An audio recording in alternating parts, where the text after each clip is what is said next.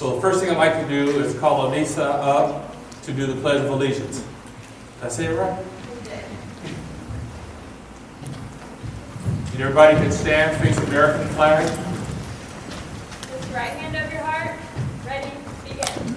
I pledge allegiance to the flag of the United States of America and to the republic for which it stands, one nation, under God, indivisible, with liberty and justice for all. Thank you.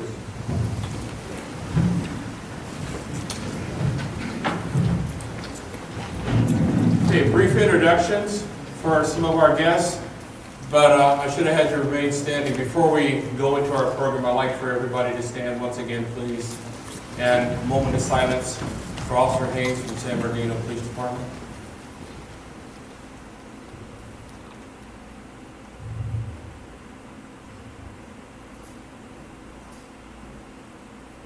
Thank you.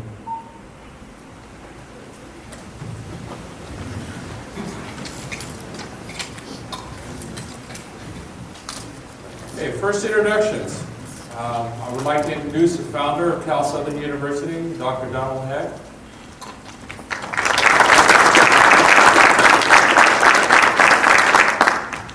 The president of California Southern University, the person I call the city manager at Cal Southern, Dr. Carol Ryan.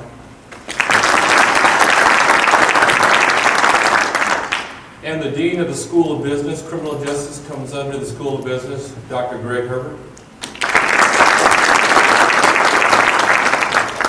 And the Chief Operations Officer, Dr. Carol Stanton. And I would like for all the Cal Southern support staff, all the Cal Southern individuals who helped with this event and work there to please stand, everybody else. Tom, Ron, and Bob are out there. Jeff, do I have any UCI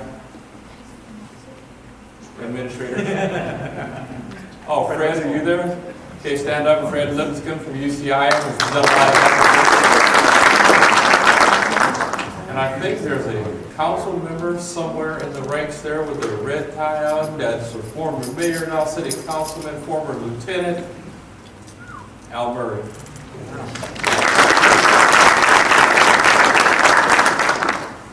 Do I have any other city elected or appointed officials in the audience? You guys know how that works, right?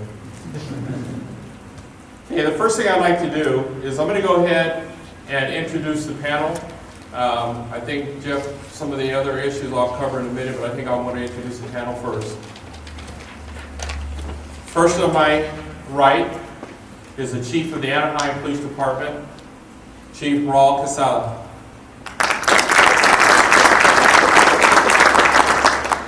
They changed the order of me, so good thing I know who they are. The next chief is Chief Carlos Rojas from Santa Ana. Assistant Chief Don Barnes from Orange County Sheriff's Department. Chief Jacqueline Seabrooks from Santa Monica.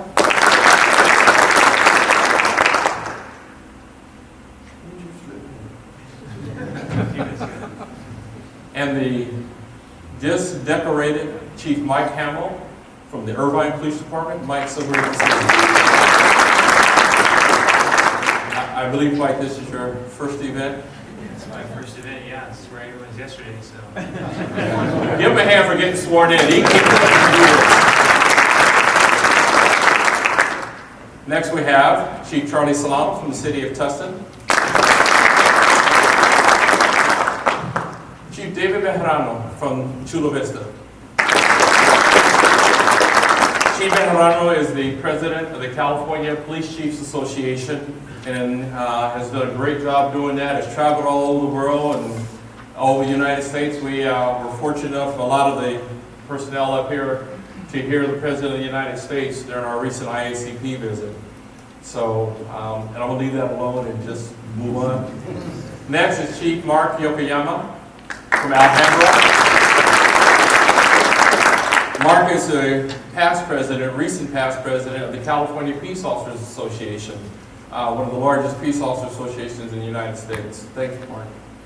and UCI's own Jorge Cisneros.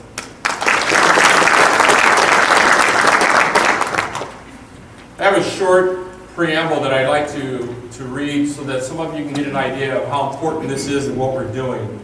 I've talked about the purpose. The purpose is to make sure we talk about organizational strategies, contemporary policing issues. George, would you come up and assist me with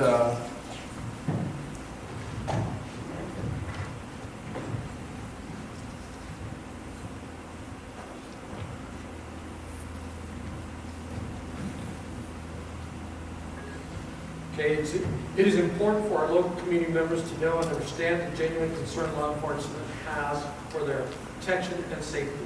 This philosophy of caring is extended to every segment of our communities. California policing has always been on the cutting edge and sets the pace for future public safety. And policing has now entered a new era. There's a paradigm shift in policing. In this 21st century, this forum shows that we must prioritize the reformations that we're all going to talk about today. We do lead the way, and we understand that. Bringing together law enforcement officials from various agencies and levels is the purpose of increasing the delivery of police services to California communities. We in law enforcement take the national issue seriously. That's why you have all these chiefs up here from different areas. The concerns that were raised nationally were raised by the President of the United States, who formed a task force.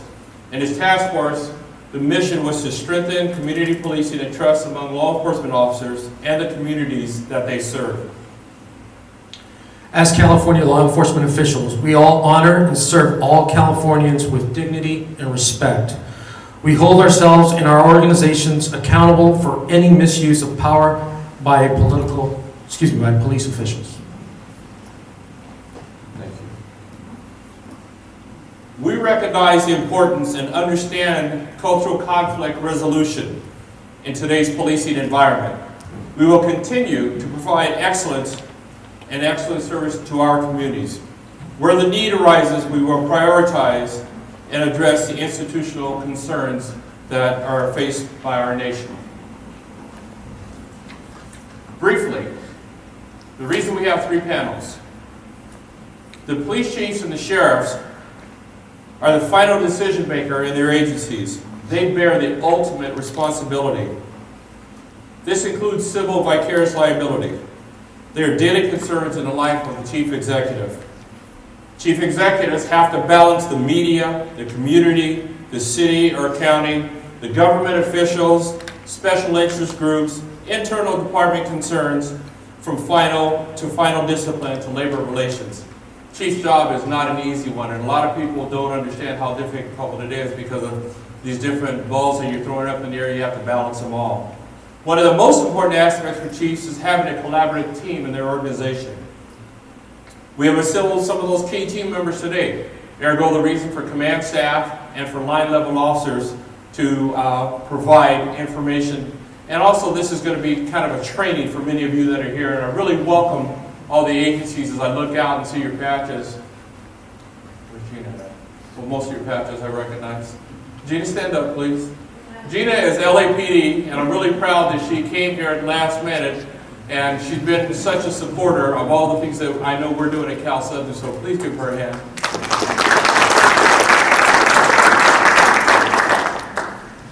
The chiefs understand the job cannot be done alone. It is a shared responsibility, and that is the mission to provide the team environment so that they can accomplish the mission for the city and for the police department. I also would like to make a note that it is real critically important for the non-sworn members who are just as important to all police agencies. The non-sworn includes admin support personnel, service technicians, dispatchers, cadets, jailer, and explorer scouts. They're just as important in our organizations as the sworn people, and I want to make sure I said that. Command staff officers, that's middle management. Command staff is a very important role because it's the go-between between the officers line level and the chief executives. The key individuals, as key individuals, they're the disseminators of organizational information. So it must be precise, timely, and concise for that information. and they talk to the majority of the organization. Line level officers. So we've hit the chiefs, command staff, now the line level. These are the men and women who perform the heavy lifting in law enforcement. This level of policing is a foundation and most important group in my estimate in law enforcement. These are the patrol officers, the detectives, and the special enforcement teams. These are the officers that make daily contact with the public and provide the command staff and chief executives with critical operational information, which leads to accomplishing the department's mission.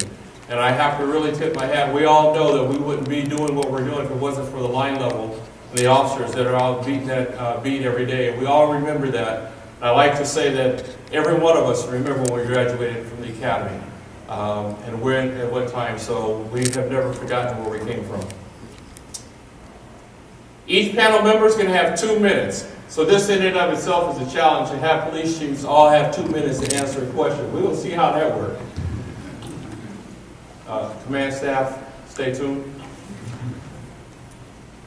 All three panels will be asked the same question. We'll have Q&A at the end of all three panels because I want you to get the information of the different 3 levels because I think that's important. But you'll be allowed to ask questions at the very end. Again, it looks like today this is going to be a good deal. We're going to have good training for them. And once again, I thank all the chiefs for coming here from the different locations they've come to. Okay, I will be monitoring the time. I just learned yesterday how to do that on my cell phone.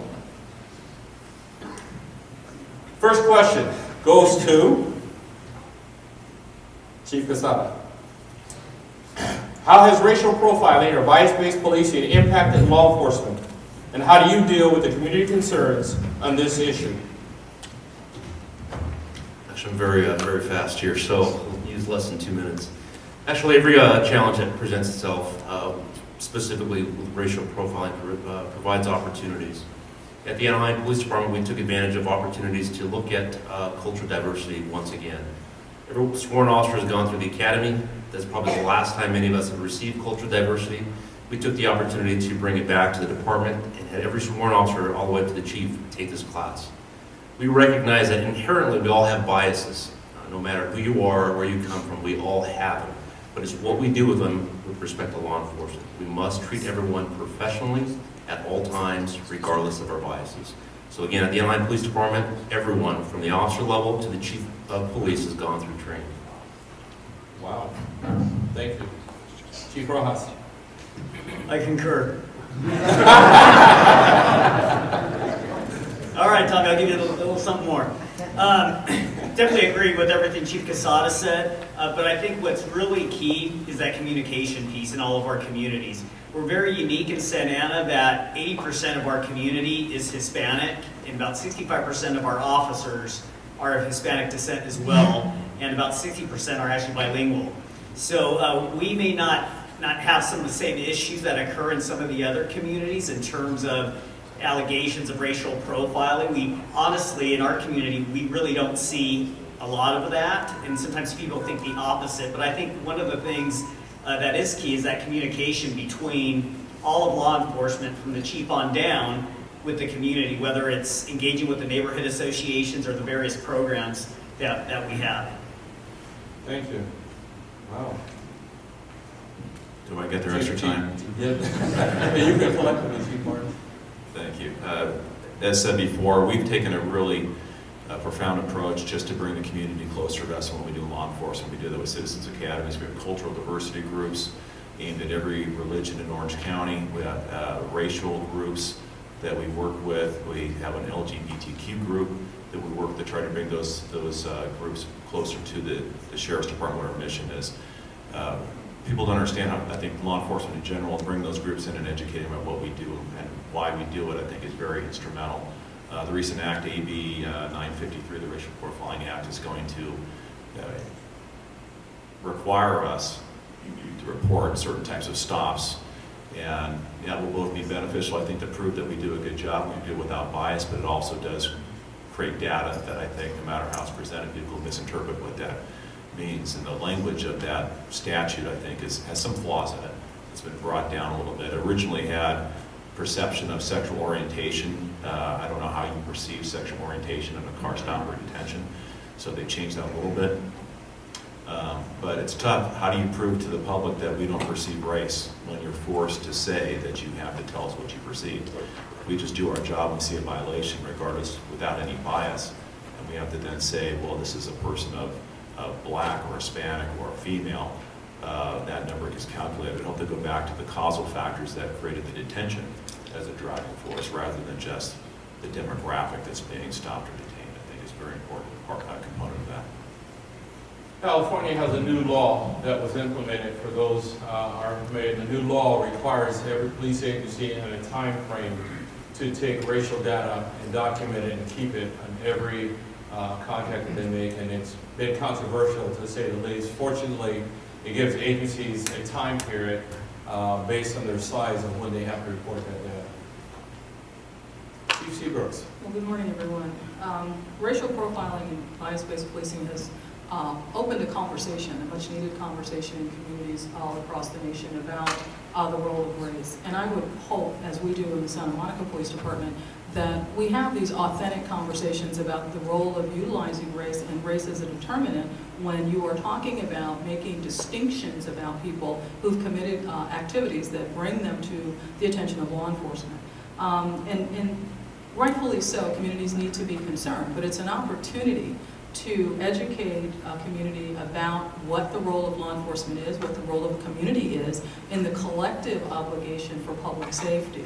So even though, there's sometimes this tendency to bristle when we hear bias-based policing conversations or racial profiling conversations, it's important to recognize that it presents an opportunity for us to enlighten our publics about what the challenges are for our business, what our business actually entails, and then the appropriate discernment that comes by looking at race, looking at gender, and the like. Because I don't know how otherwise you describe people, quite frankly, so that people can make those affirmative actions that they need to make when it comes down to providing police services. And then just as a way of building community confidence, as we look at the provisions of AB 953 and what it requires for agencies of varying sizes, as I told staff in my organization, we won't wait until and kick the can down the road and make that last minute decision about implementing the provisions. We're rolling out data and information and appropriately contextualize data and information, because data without the appropriate context is dangerous. And it does no one any favors if you don't put the foundational information along with it.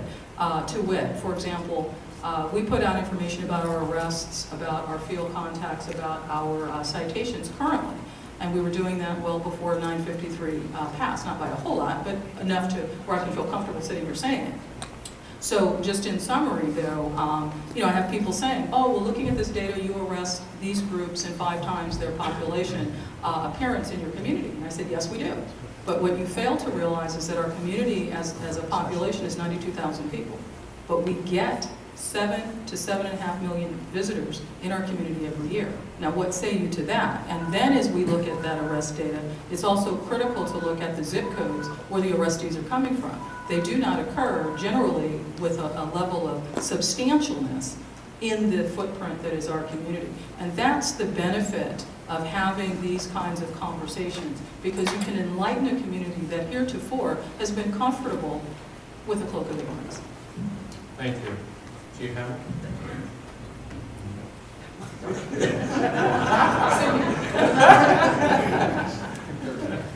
Thank you. So of course I agree with everything that's been said so far about the importance of training and communication. And I think there's a common thread in looking at these questions that runs through every question, and it's an issue of building public trust. I think that when you're talking about issues of racial profiling, bias-based policing, at the heart of it, it's really about building public trust and finding ways to do that through training, through communication.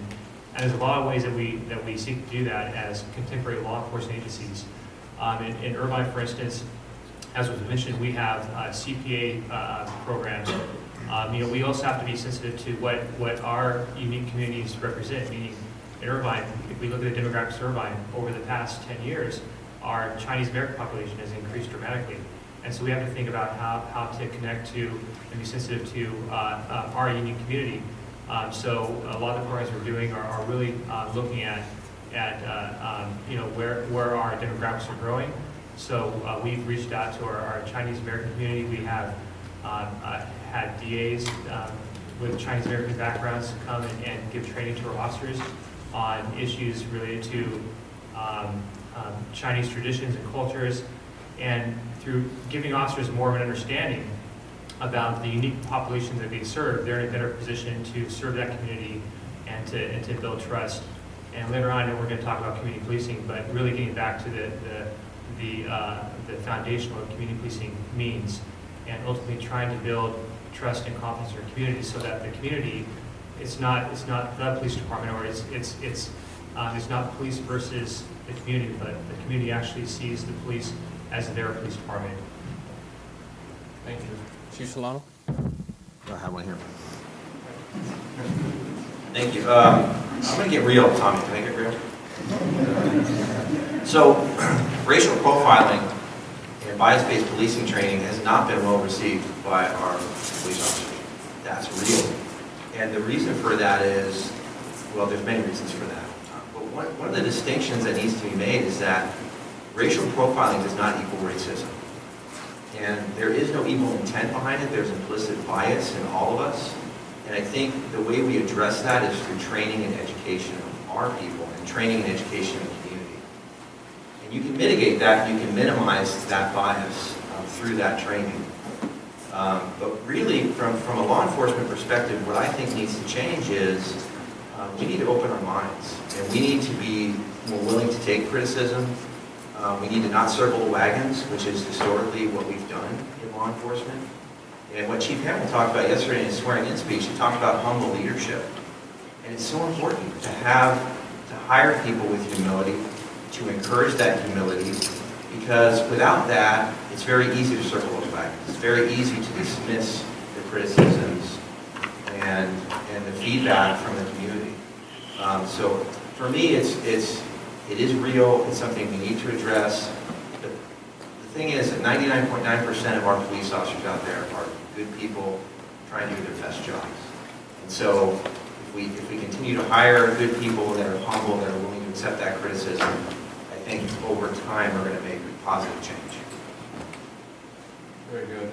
David, before you go, Chief Bejarano and I, back about 12, 14 years ago, he called me, and I was the chief down in Calexico at the time, and we talked about doing a study. And this is the first I had heard about it, and so we worked on that together, and I'll let David tell you about that, Chief. Well, thank you, and good morning. Once again, the conversation actually started, and the issue surfaced probably in about 2000 during my tenure as the chief in San Diego. And it first surfaced as driving while black or brown, and surfaced nationwide. And we were the first agency nationwide that, again, we have to be as open as we can with the community, and data reporting is here, and that's okay, we can do that. But we were the first agency nationwide that actually started collecting the data as far as driving while black or brown. I can tell you chiefs and agencies across the nation looked at me. I got some calls. I spoke in major conferences throughout the U.S. And I believe people, as Charlie mentioned, 99-point-something% of all of our officers do the right thing. But all of us do have those biases that we bring. Doesn't mean that we're bad. Doesn't mean that we're racist. But there are biases that we have to check.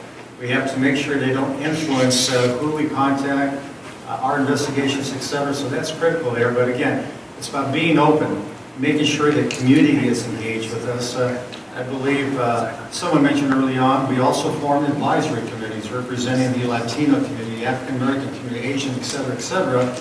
Again, if any segment of the community believes they're not being treated fairly, that's an issue for us, and we have to be engaged with them. So the training that we're doing now, but we're trying to do as much as we can as far as getting the word out throughout the state, is based on implicit bias. The Chicago model has been very successful, I believe, in most agencies where that training is being conducted. And we also include, I believe, again, it's about that police-community partnership. We also, obviously, there's a time where it simply has to be law enforcement initially involved in the training. And as some part of that training, we actually bring the citizen or the community component. It's important to hear from them, for them to hear from us. So implicit bias, policing training, I believe, is one of the answers. Again, the data collection.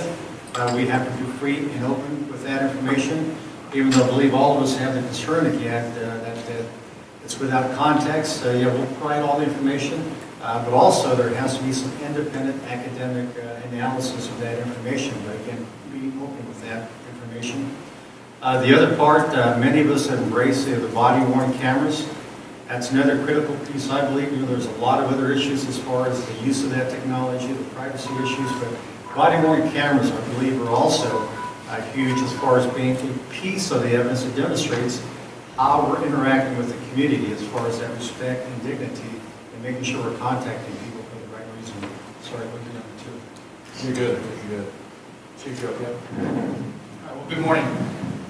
So, on the issue of racial profiling, bias-based policing, here, my thoughts on this, I echo what everyone is saying, and I think the harm that it brings to a community is very detrimental.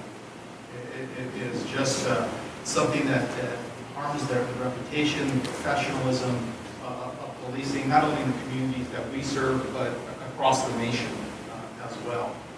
And some of the things that I think we need to do as a profession is not only getting involved more with our communities, not only wearing body-worn cameras, not only having training and things of that sort. Those are all things that we absolutely need to do and focus on.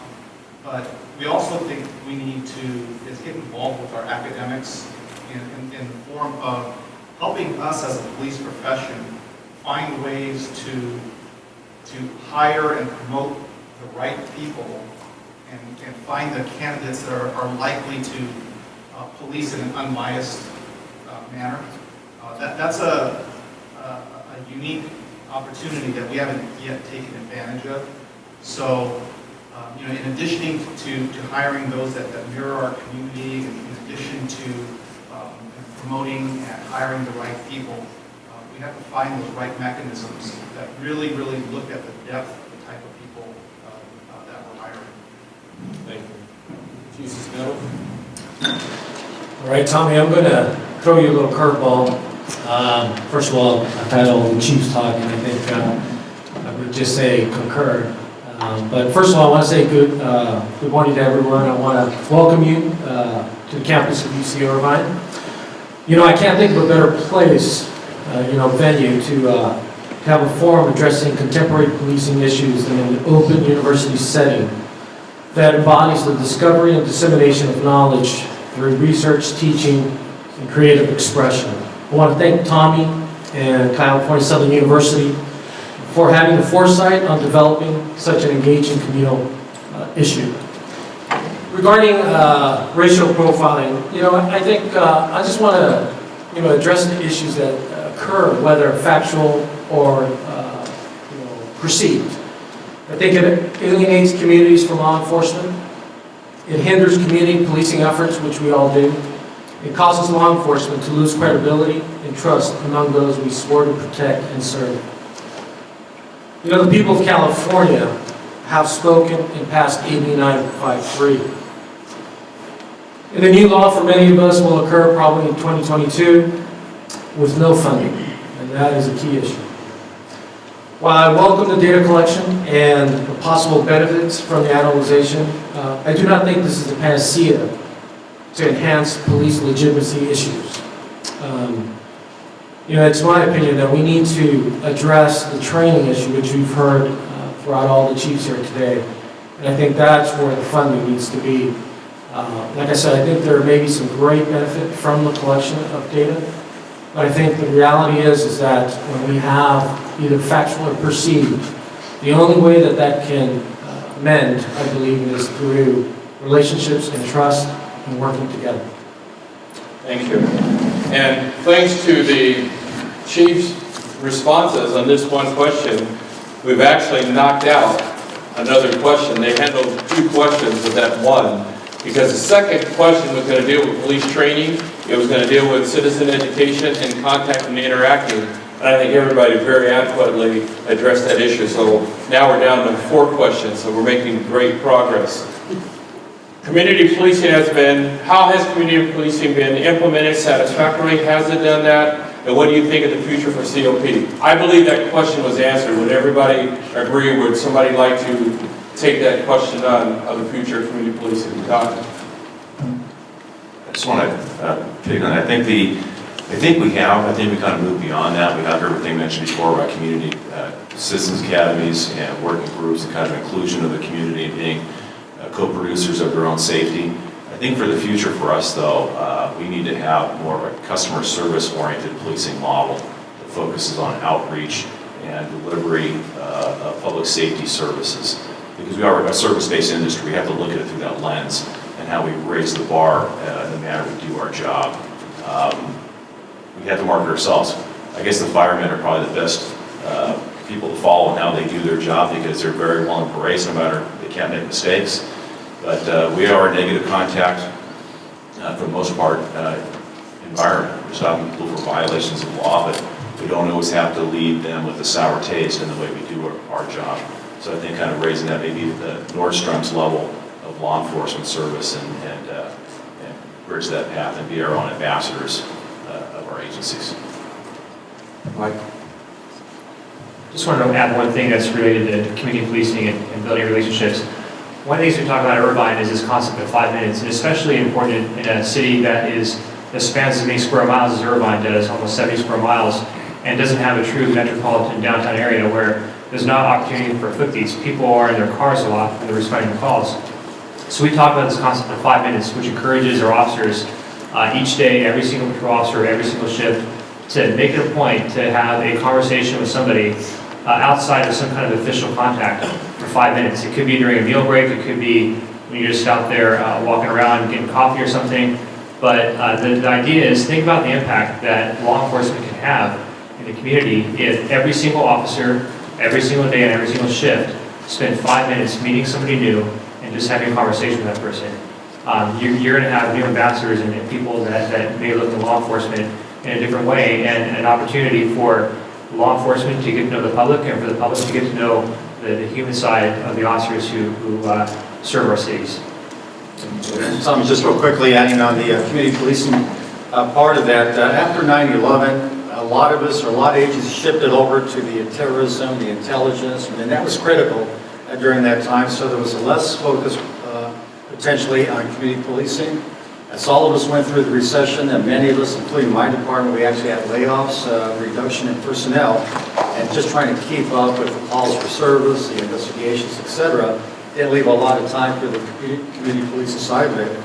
Now more than ever, it's more important, community policing, and really making sure that it's a philosophy for a department. It's not one set of officers or a team or a program, and it's got to be incorporated in the culture.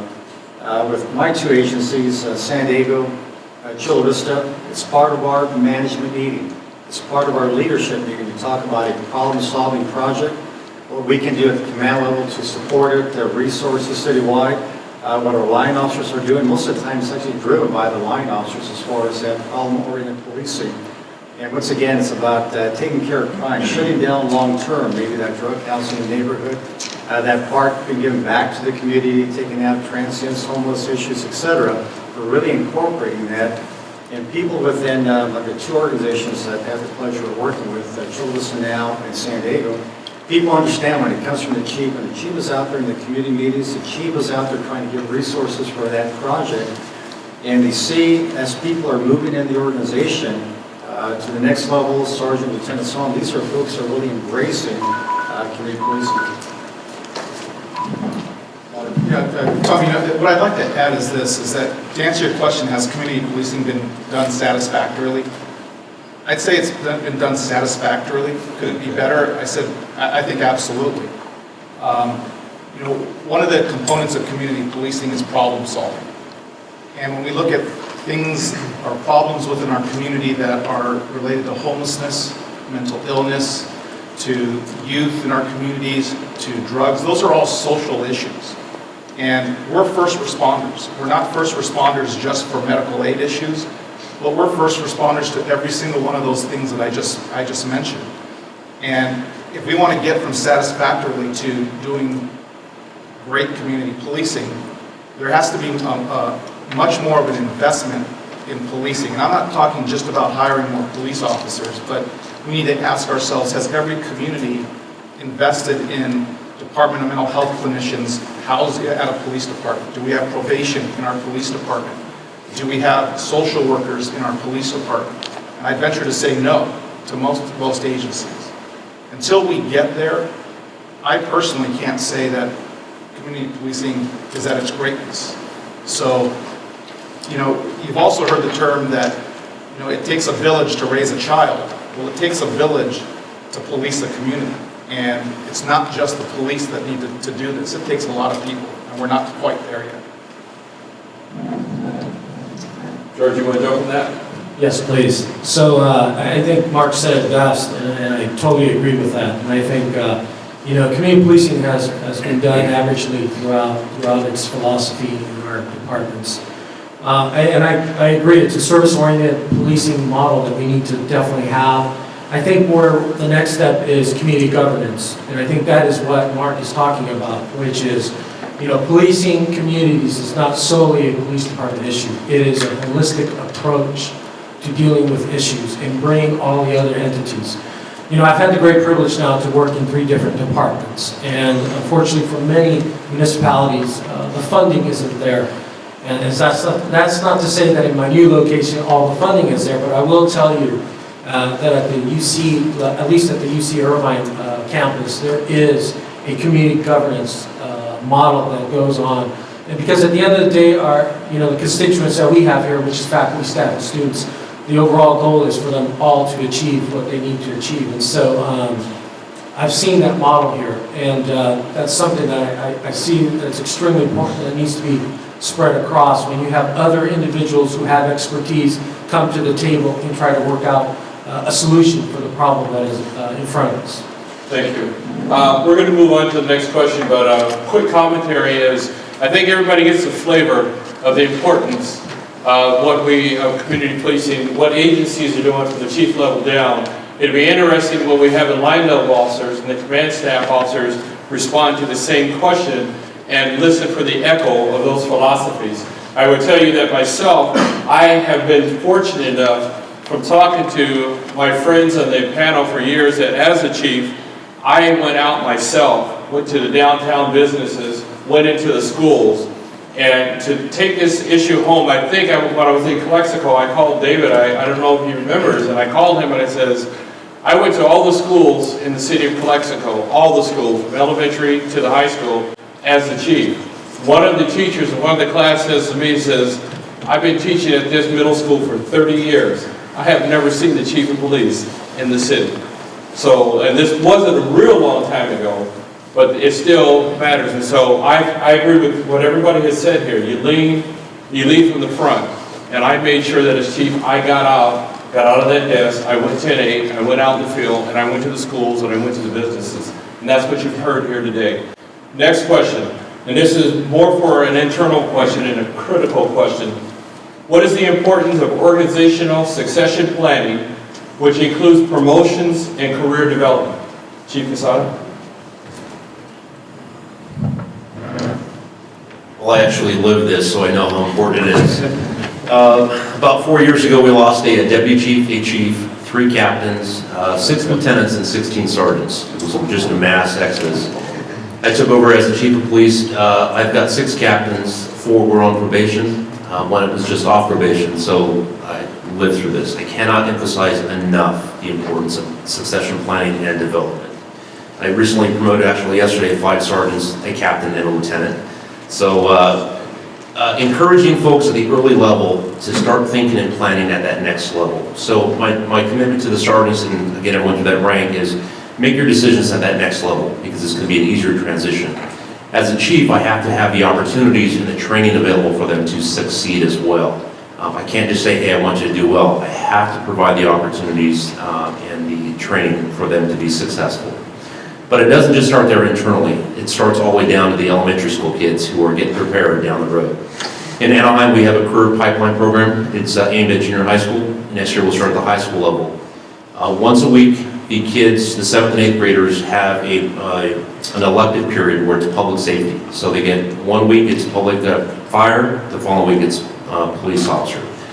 The goal is to educate them about our careers and also tell them basically about their backgrounds, what is required, so we start at an early age. The goal is to now, again, next year, to keep them at the high school, keep them entertained. Once they're in high school, we recruit them into the Explorer program. After the Explorer program, we grab them into cadets, traffic control assistants, and then eventually police academy. So again, it starts internally, but we're starting to look down the road and starting at the very, very early level. And then the added benefit of that is they are from the community. So we have folks from the community who can become police officers in the city of Anaheim. Yeah, and succession planning for me in Santa Ana was probably the highlight when we went into the economic downturn where Santa Ana was on the verge of bankruptcy.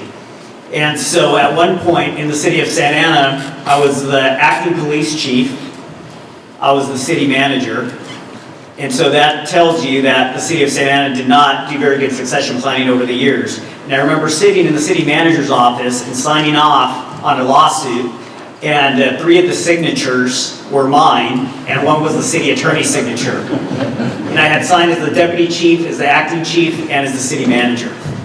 And so I thought, this is absolutely crazy. And then I look back on the department. I don't have the staff and the management staff that Chief Quezada has in his city. We're very light in terms of management.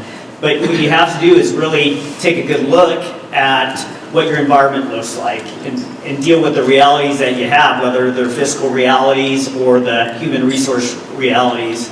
And then really plan out, how do we push those people below us forward and get them those skills that they're going to need to be successful in the higher ranks. And right now I realize that myself and my 3 deputy chiefs are all eligible to retire around the same time frame.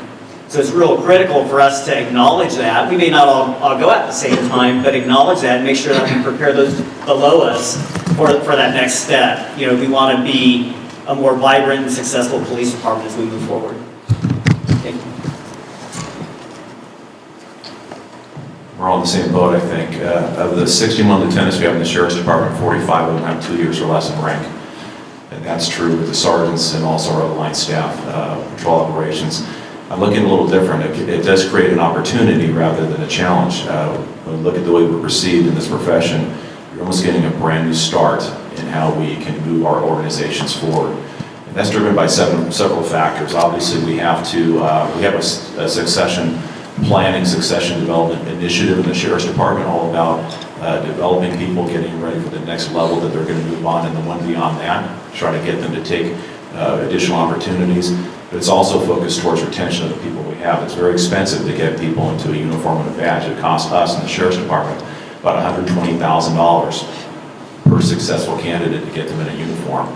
And if we have to repeat that every year, to get somebody 3 years, it could cost us $240,000. It's an exponential equation. So then the question changes with the demographics we're hiring from, primarily the millennials, who have a tendency to get to hop from job to job. If you don't engage them, cultivate them, value them, they will leave. They will, without hesitation, go somewhere else to be in that environment where they're valued. So we're taking a different look at the demographics we're bringing in, how to attract them in. We're competing with the private sector now as the economy's turned around, so the pool of interested participants or candidates is waning. Everything that Raul had mentioned about engaging the community and growing peace officers from a very young age is becoming very challenging. Marijuana is becoming main place, a modern challenge for us.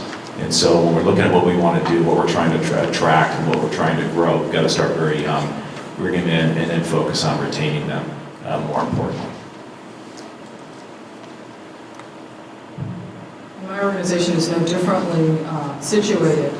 What our obligation has had to be is to look at our organization structure a bit differently and look at different means of getting the most out of folks by moving them around more frequently. Meaning that what we've had to do is question some basic assumptions.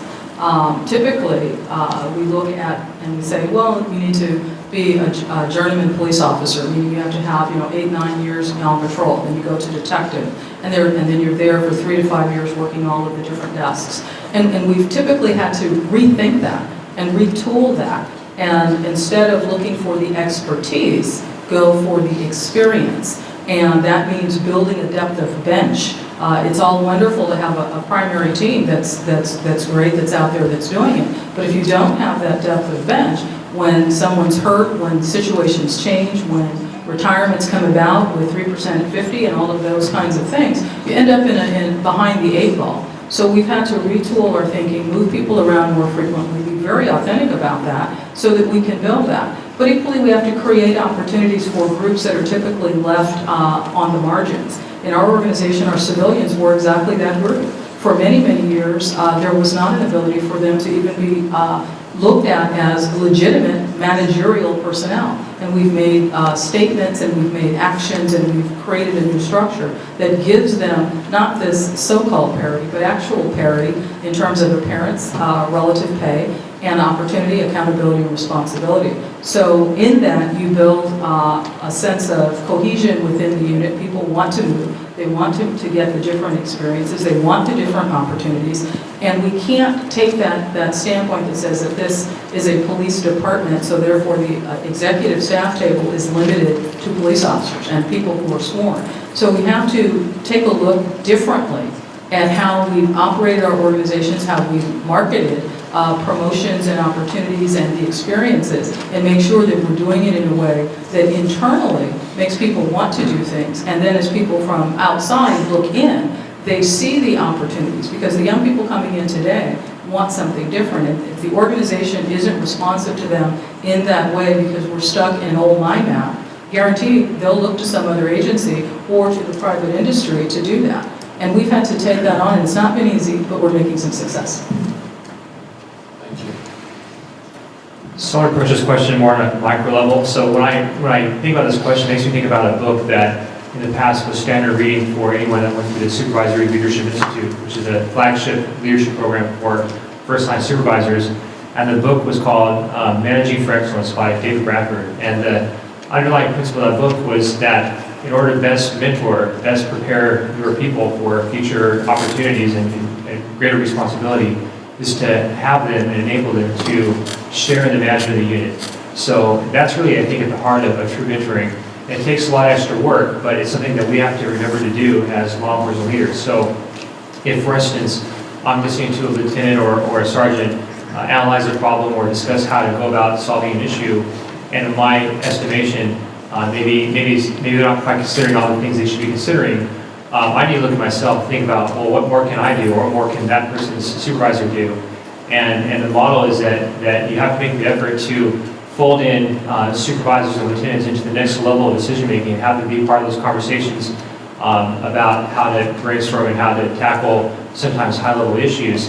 Training, of course, is important, and we've talked about training. It's very important. But where I've seen the best, the most impactful way to actually have people in organizations prepare themselves for the next level is one-on-one mentoring, where they're actually included in higher level decision making than what would be for their particular rank. And that's I can speak for myself with Chief Maggart, who had the opportunity to mentor me for many years. And towards the end, I began to see him fold me more and more into the loop of the issues he dealt with. And I think that's one of the best ways to prepare our people for more responsibility and ensure that as time goes on, that we're going to have leaders who are competent and can best serve our communities. So we're a little bit in a different situation at Tustin. We're a little long in the tooth. Most of my management staff have been there for 25 to 30 years. But in the next 5 years, we're going to be in a similar situation that some of the chiefs have talked about, where people are going to leave. So we do have a succession plan in place. What I think is important, and I think Chief Seabrooks touched on it, is making it truly fair and truly make that opportunity available to everyone that is interested in that. And I think in the past we haven't been so good with that. You'll hear from employees Even to this day, they talk about, you know, the good old boy club, cronyism, you know, you only take care of your favorites. And we really have to be mindful of that.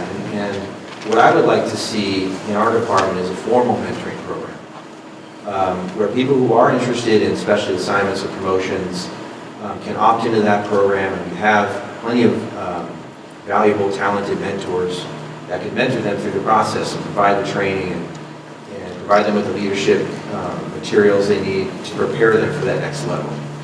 That way you level the playing field, and everyone has an equal shot at taking the next level. And then for us in Tustin, you know, going back to what Chief Quezada said, we've had a farm system in place for a long time.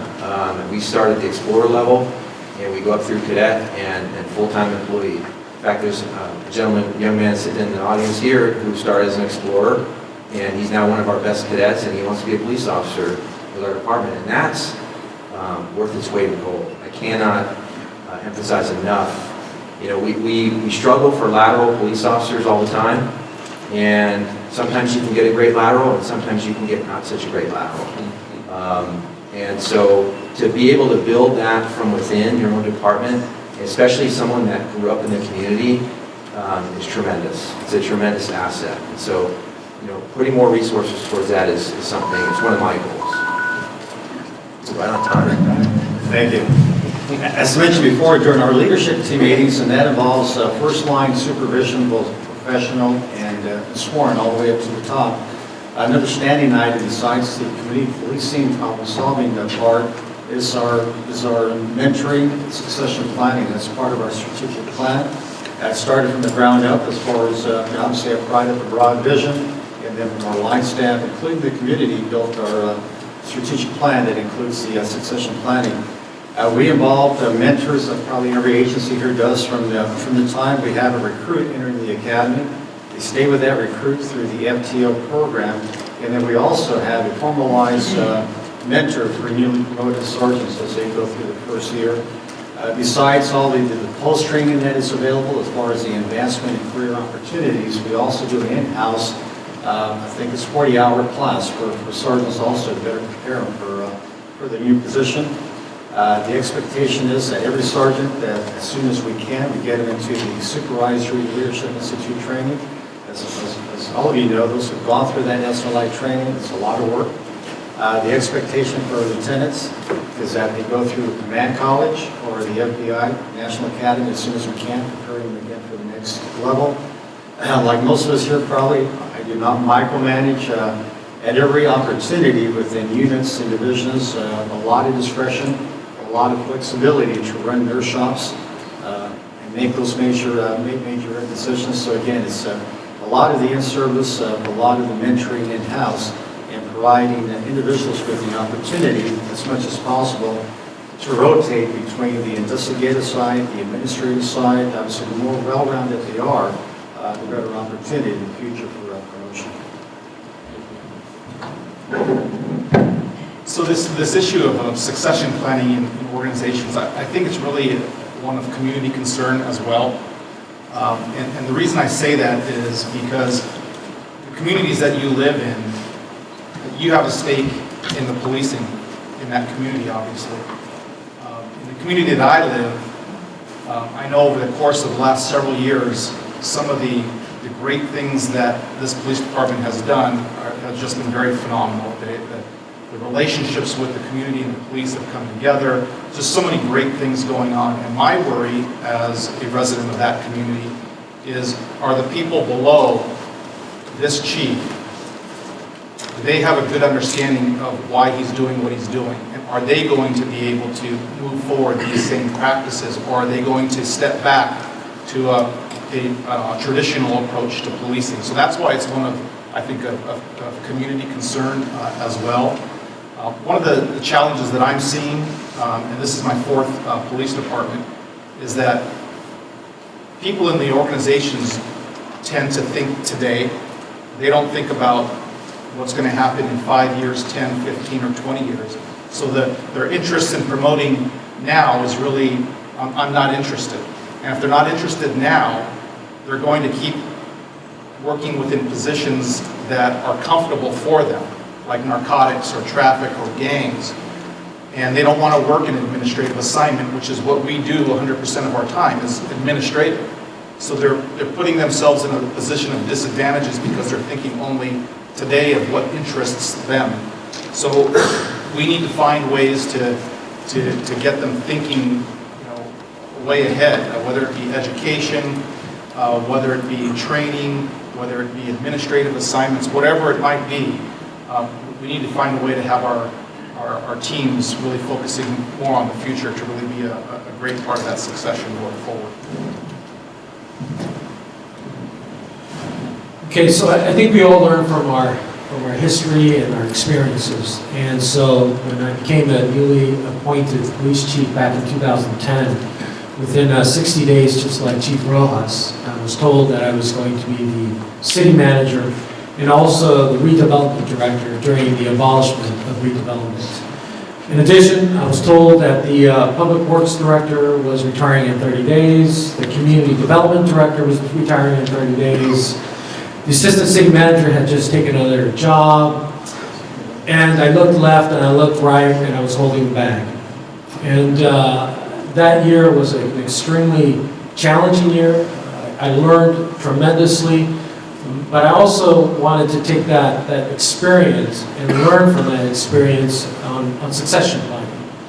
And so there's just 4 points I'll give you that I truly believe in. And succession planning starts at recruitment. Recruiting people who are a good fit with your community is extremely important because you are a portion of that community. Empowering all employees, I think we develop, I believe in developing a training matrix that defines the requirements for each position and gives all employees a path to success. It's up to them to take advantage of. It's about mentoring all employees, and you've heard the chiefs here talk about this. It's about sharing experiences, the good, the bad, and the ugly, and shadowing. I think I've had great mentors who have given me that ability, and I've learned tremendously and have had the ability to do this job, I think, a little bit better just because of those experiences. And finally, creating a consensus culture, allowing all leaders in your organization, because you have leaders throughout your organization, to have a voice in the direction of the organization. And while you may be the chief, and at the end of the day, the buck stops with you, I think if you truly believe in a community policing environment, you allow for those individuals below you to have a voice. Very good. This is going to be, Laura, would you like to make a couple comments on this one real quick? I'm picking the chief from Laguna Beach because she's sitting right in front of me. Do you have any brief comments you'd like to make? Just to expound on what they said is that just regarding community policing and connecting with your community, it doesn't just happen once. It's a continuous and ongoing process. And just because you go to one community meeting doesn't mean you don't go to the next one and the next one. And it evolves. You might have a voice with one portion or facet of your community, but you still need to speak to the other side. And sometimes you need to start that conversation, not them asking you. So not everybody has the same personalities that we do that say, come meet with us, we want you to come join our group. We need to reach out to those groups and say, we're here, we'd like to come see you. So I think we don't always do it right, and we are evolving, and we need to look to the future to have new ways of connecting with our community and doing it right. And as far as succession planning, we definitely need to start at recruitment and finding the right fit for our communities, because they're very unique. My community is nowhere going to be the community that there is in Anaheim, and we need to recruit and maintain those officers throughout the organization that will embody what our community asks of us. Great, thank you. And the flavor that I heard from everybody is education, mentoring, coaching, and teaching. That's what I heard, and I believe, and we heard that in racial profiling as well. So here's a chance I'm going to give a plug of my university. Our master degree talks about all of these areas in our master degree. The degree is not just a cookie cutter one. Everything you've heard so far that the chiefs have all said, we have in classes, because I do believe you have to teach that, you have to mentor that. And the word mentor, we call our instructors at Cal Southern, we don't call them instructors, we call them mentors, because they're mentoring students and helping with that. So at this time, I'm going to forego the body cam question, because I think I'm going to throw the body cam question on the table. We'll be here until this afternoon, because it's rather sensitive, and since the AB, the law didn't pass, we have a reprieve, or did it? I was told Jackie it didn't pass. Oh, okay. So with that, please give the executive panel a hand. This has been a presentation of the School of Criminal Justice and Law Enforcement at California Southern University.